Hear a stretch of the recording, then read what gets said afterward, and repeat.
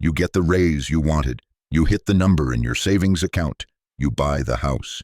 You see the account balance you dreamed of for years. And for a moment, you feel like you've finally made it. But then almost immediately, the feeling fades. The goalpost moves.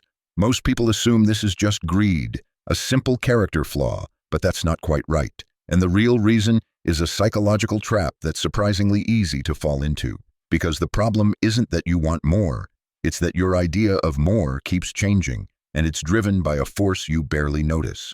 At a party thrown by a billionaire, author Kurt Vonnegut pointed out to his friend, Joseph Heller, that their host made more money in a single day than Heller had ever made from his famous novel, Catch-22.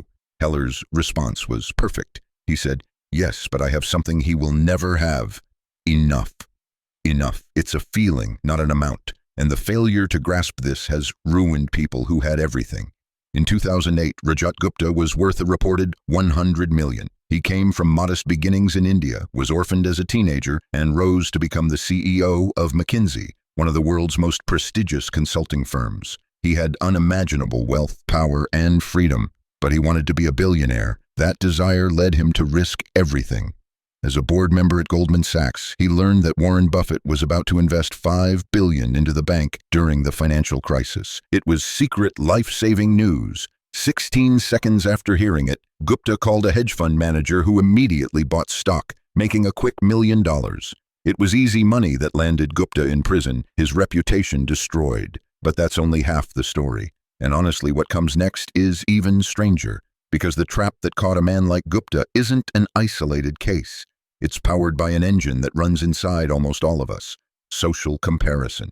The ceiling of social comparison is so high that virtually no one can ever hit it. Think of a rookie baseball player who makes $500,000 a year.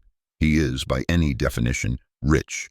But he plays on a team with Mike Trout, who has a $430 million contract.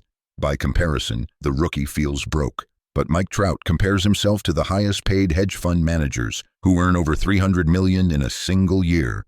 And those managers compare themselves to billionaires like Warren Buffett or Jeff Bezos. It's a ladder with no top. This is the machine that moves the goalposts. Your new car is fantastic until you see the neighbor's newer car. Your house is perfect until you see your friend's bigger house. It's a battle that can never be won. The only way to win is to not fight to begin with. But there's another layer to this, and it might be the most important part of all. We don't just compare ourselves to others, we copy them. But we do it without understanding the game they're actually playing. You see someone with an expensive car, and you think you need one too. But you don't see their goals. You don't see their career pressures, their family expectations, or their comfort with debt. You're trying to match their spending, but you're not playing their game. It's like trying to run a marathon using the strategy of a sprinter. You're taking financial cues from people whose circumstances and desires are completely invisible to you. This mismatch is the source of countless poor decisions. So here's why more money never feels like enough. The very idea of enough is a moving target. The engine of social comparison constantly pushes that target further away, and you're often taking your cues from people playing a completely different game with different rules and different prizes. It's not one thing. It's a psychological treadmill powered by looking outward instead of inward. Every day, modern culture works to convince you that you don't have enough. But the chase for more doesn't end when you hit a number. It ends when you decide it does. Because the hardest financial skill has nothing to do with earning. It's about getting the goalpost to stop moving. And the only way to win the game of more is to refuse to play.